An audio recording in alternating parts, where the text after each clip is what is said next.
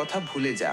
নাজমা বুঝতে পারে সে আসলে কোনো চাকরি করতে আসেনি, তাকে এমন সব কাজ করতে বাধ্য করা হয় যা সে কল্পনাও করেনি।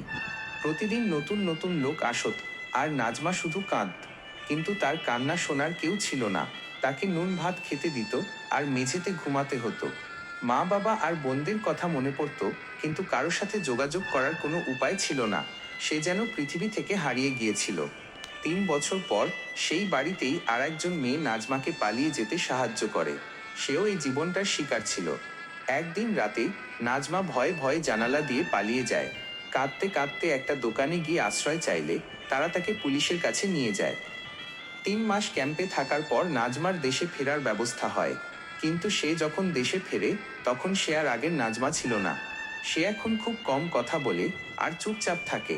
বাইরের মানুষ হয়তো ভাবে সে স্বাভাবিক আছে, কিন্তু তার ভেতরে এখনো কাঁদে সেই কিশোরী